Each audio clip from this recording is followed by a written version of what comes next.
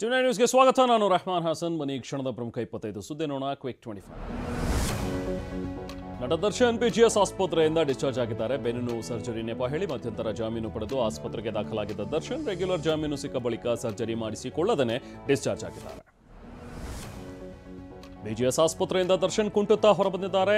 ಮಗ ವಿನೀಶ್ ಹೆಗಲಿನ ಮೇಲೆ ಕೈ ಹಾಕಿಕೊಂಡು ಕುಂಟುತ್ತಾ ನಿಧಾನವಾಗಿ ನಡೆದುಕೊಂಡು ಬಂದರು. ಸದ್ಯ ಸರ್ಜರಿ ಬಿಟ್ಟು ಫಿಸಿಯೋಥೆರಪಿ ಮೂಲಕ ಬೆನ್ನು ನೋವು ಶಮನಕ್ಕೆ ದರ್ಶನ್ ಮುಂದಾಗಿದ್ದಾರೆ ಎನ್ನಲಾಗ್ತದೆ. ಇನ್ನು ಆಸ್ಪತ್ರೆಯಿಂದ ಹೊರಬಂದ ನಟ ದರ್ಶನ್ ತಮ್ಮ ಪತ್ನಿ ವಿಜಯಲಕ್ಷ್ಮಿ ನಿವಾಸಕ್ಕೆ ತೆರಳಿದ್ದಾರೆ. ಅಭಿಮಾನಿಗಳು ಸೇರೋ ಹಿನ್ನೆಲೆಯಲ್ಲಿ ಹೊಸಕೆರೆಹಳ್ಳಿಯಲ್ಲಿರುವ ವಿಜಯಲಕ್ಷ್ಮಿ ಅಪಾರ್ಟ್ಮೆಂಟ್ ಎದುರು ಭದ್ರತಾ ಸಿಬ್ಬಂದಿ ಅಲರ್ಟ್ ಆಗಿದ್ದಾರೆ. ಆಸ್ಪತ್ರೆಯಿಂದ ದರ್ಶನ್ ಬಿಡುಗಡೆ ಹಿನ್ನೆಲೆ ದರ್ಶನ್ರ ಆರ್ಆರ್ ನಗರ ಮನೆ ಬಳಿ ಅಭಿಮಾನಿಗಳು ಜಮಾವಣೆಗೊಳ್ಳುತ್ತಿದ್ದಾರೆ. ದರ್ಶನ್ ನೋಡಲು ಮನೆ ಬಳಿ ಅಭಿಮಾನಿಗಳು ಕಾದು ನಿಂತಿದ್ದಾರೆ. ವಿಶೇಷ ಅನುದಾನ ಕೋರಿ ಬೆಂಗಳೂರಿನ ಬಿಜೆಪಿ ಶಾಸಕರು ಡಿಸಿಎಂ ಡಿಕೆ ಶಿವಕುಮಾರ್ಗೆ ಪತ್ರ ಬರೆದಿದ್ದಾರೆ. ತಲಾ 50 ಕೋಟಿ ರೂಪಾಯಿ ಅನುದಾನ ಬಿಡುಗಡೆ ಮಾಡುವಂತೆ ವಿಪಕ್ಷ ನಾಯಕ ಆರ್ ಅಶೋಕ್ ಸೇರಿ 15 ಮಂದಿ ಬಿಜೆಪಿ ಶಾಸಕರು ಪತ್ರ ಬರೆದಿದ್ದಾರೆ. ಇನ್ನು ಪ್ರತ್ಯೇಕ ಸಮಾವೇಶ ಮಾಡಿಯೇ ಸಿದ್ಧ, ನಮ್ಮದು ವ್ಯಕ್ತಿ ವಿರುದ್ಧ ಅಲ್ಲ ವಕ್ಫ್ ವಿರುದ್ಧ ಹೋರಾಟ. ವಿಜಯೇಂದ್ರಗೆ ಆಸಕ್ತಿ ಇದ್ರೆ ನಮ್ಮ ಸಮಾವೇಶಕ್ಕೆ ಬರಲಿ ಅಂತ ಬಿಜೆಪಿ ಶಾಸಕ ಯತ್ನಾಳ್ ಹೇಳಿದ್ದಾರೆ. ವಿಜಯೇಂದ್ರ ಅಪ್ಪ ಯಡಿಯೂರಪ್ಪ ಕೂಡ ಬರಬಹುದು ಅಂತ ಹೇಳಿದ್ದಾರೆ. ಇನ್ನು ತಮಗೆ ಆಮಿಷ ಒಡ್ಡಿದ್ದಾರೆ ಅಂತ ಹೇಳಿ ಸ್ನೇಹಮಯಿ ಕೃಷ್ಣ ಲೋಕಾಯುಕ್ತಗೆ ದೂರು ನೀಡಿದ್ದಾರೆ. ಸಿಸಿ ಕ್ಯಾಮೆರಾ ದೃಶ್ಯವನ್ನು ಕೂಡ ಬಿಡುಗಡೆ ಮಾಡಿದ್ದಾರೆ. ಡಿಸೆಂಬರ್ 15ನೇ ತಾರೀಕು ಹರ್ಷ ಶ್ರೀನಿಧಿ ಎಂಬ ವ್ಯಕ್ತಿಗಳು ಸ್ನೇಹಮಯಿ ಪುತ್ರನ ಜೊತೆ ಮಾತುಕತೆಯ ದೃಶ್ಯದ ವಿಡಿಯೋ ಸೆರೆಯಾಗಿದೆ. ಮುಡಾ ವಿರುದ್ಧದ ಹೋರಾಟದ ಬಗ್ಗೆ ಸ್ನೇಹಮಯಿ ಕೃಷ್ಣ ಪ್ರತಿಕ್ರಿಯಿಸಿದ್ದಾರೆ. ನಾನು ಸತ್ರು ನನ್ನ ಹೋರಾಟ ನಿಲ್ಲಿಸೋದಿಲ್ಲ. ಪ್ರಕರಣದ ತಾರ್ಕಿಕ ಅಂತ್ಯದವರೆಗೂ ಕೂಡ ನಾನು ಬಿಡೋದಿಲ್ಲ. ನನಗೆ ಯಾವುದೇ ಭದ್ರತೆ ಬೇಡ ಅಂತ ಸ್ನೇಹಮಯಿ ಕೃಷ್ಣ ಹೇಳಿದ್ದಾರೆ.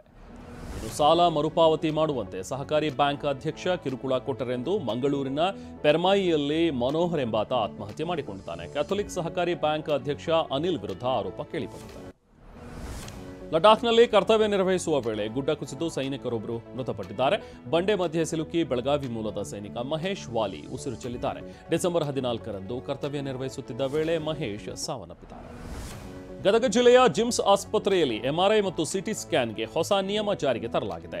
ಎಬಿಆರ್ಕೆ ಅನುಮತಿ ಸಿಕ್ಕರೆ ಮಾತ್ರ ಉಚಿತ ಸ್ಕ್ಯಾನಿಂಗ್ ಮಾಡಲಾಗುತ್ತಂತೆ. ಇಲ್ಲವಾದರೆ ಹಣ ಭರಿಸಬೇಕು ಎಂಬ ನಿಯಮ ಇದರಲ್ಲಿದೆ. ಎಬಿಆರ್ಕೆ ಅನುಮತಿ ಬೇಕಾದರೆ ಕನಿಷ್ಠ 2 ರಿಂದ 4 ಗಂಟೆ ಕಾಯಬೇಕು. ಹೀಗಾಗಿ ರೋಗಿಗಳು ಪರದಾಡುವಂತಾಗಿದೆ. ಸರ್ಕಾರದ ವಿರುದ್ಧ ಕಿಡಿಕಾರಿದ್ದಾರೆ. ಇನ್ನು ಗದಗ ಜಿಲ್ಲೆಯ ಶಿರಹಟ್ಟಿ ತಾಲೂಕಿನ ಖಾನಾಪುರ ಗ್ರಾಮದಲ್ಲಿ ಅಂಗನವಾಡಿಗೆ ಗ್ರಾಮಸ್ಥರು ಬೀಗ ಹಾಕಿದ್ದಾರೆ.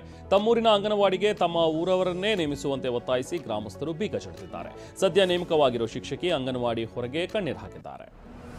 ಇನ್ನು ಮಂಗಳೂರಿನ ನಿಟ್ಟೆ ವಿಶ್ವವಿದ್ಯಾಲಯದ ಅಧ್ಯಯನದಿಂದ ರಾಜ್ಯದ ಅಡಿಕೆ ಬೆಳೆಗಾರರಿಗೆ ಗುಡ್ ನ್ಯೂಸ್ ಸಿಕ್ಕಿದೆ. ಈ ಹಿಂದೆ ಅಡಿಕೆ ಕ್ಯಾನ್ಸರ್ ಕಾರಕವೆಂಬ ವಿಶ್ವಸಂಸ್ಥೆಯ ವರದಿ ಅಡಿಕೆ ಬೆಳೆಗಾರರಲ್ಲಿ ಆತಂಕ ಮೂಡಿಸಿತ್ತು. ಸದ್ಯ ನಿಟ್ಟೆ ವಿವಿಯ ಅಧ್ಯಯನದಲ್ಲಿ ಅಡಿಕೆ ಕ್ಯಾನ್ಸರ್ ಕಾರಕವಲ್ಲ, ಬದಲಾಗಿ ಕ್ಯಾನ್ಸರ್ ಪ್ರತಿಬಂಧಕ ಅನ್ನೋದು ಕಂಡುಬಂದಿದೆ. ಇನ್ನು ಚಿಕ್ಕಮಗಳೂರಿನ ತರೀಕೆರೆ ತಾಲೂಕಿನ ಎಚ್ ತಿಮ್ಮಾಪುರದಲ್ಲಿ ಗ್ರಾಮಸ್ಥರ ವಿರೋಧದ ನಡುವೆಯೂ ಅರಣ್ಯ ಒತ್ತುವರಿ ತೆರವು ಕಾರ್ಯಾಚರಣೆ ಮುಂದುವರೆದಿದೆ. ಅಡಕೆ, ತೆಂಗಿನ ಮರಗಳನ್ನು ತೆರವು ಮಾಡಲಾಗ್ತಾ ಇದೆ. ನಕ್ಸಲ್ ಚಟುವಟಿಕೆ ಹಿನ್ನೆಲೆ ಈ ಕಾರ್ಯಾಚರಣೆ ಸ್ಥಗಿತವಾಗಿತ್ತು.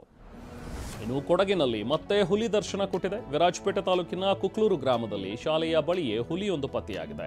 ಹೀಗಾಗಿ ವಿದ್ಯಾರ್ಥಿಗಳು, ಕಾರ್ಮಿಕರು ಜಾಗರೂಕತೆಯಿಂದ ಓಡಾಡಬೇಕು ಅಂತ ಸೂಚಿಸಲಾಗಿದೆ. ಇನ್ನು ಬಿಜೆಪಿ ಹಿರಿಯ ನಾಯಕ ಅಡ್ವಾಣಿ ದೆಹಲಿಯ ಇಂದ್ರಪ್ರಸ್ಥ ಆಸ್ಪತ್ರೆಯಲ್ಲಿ ಚಿಕಿತ್ಸೆ ಪಡಿತಾ ಇದ್ದಾರೆ. ಅವರ ಆರೋಗ್ಯದಲ್ಲಿ ಗಣನೀಯ ಸುಧಾರಣೆಯಾಗಿದ್ದು 2 ದಿನದಲ್ಲಿ ಐಸಿಯು ಘಟಕದಿಂದ ಜನರಲ್ ವಾರ್ಡ್ಗೆ ಶಿಫ್ಟ್ ಮಾಡಲಾಗುತ್ತೆ ಅಂತ ವೈದ್ಯರು ಹೇಳಿದ್ದಾರೆ. ಇನ್ನು ರಾಷ್ಟ್ರ ರಾಜಧಾನಿ ದೆಹಲಿಯಲ್ಲಿ ಈಗ ಸಿಕ್ಕಾಪಟ್ಟೆ ಚಳಿ ಆವರಿಸಿದೆ. ಇದರ ಜೊತೆಗೆ ವಾಯುಮಾಲಿನ್ಯ, ಮಂಜು ಮತ್ತು ವಾಯುಮಾಲಿನ್ಯ ಎರಡೂ ಒಟ್ಟಿಗೆ ಸೇರಿದ ಪರಿಣಾಮ ಈಗ ರಾಜಧಾನಿಯಲ್ಲಿ ಜನಜೀವನ ವ್ಯತ್ಯಯವಾಗಿದೆ.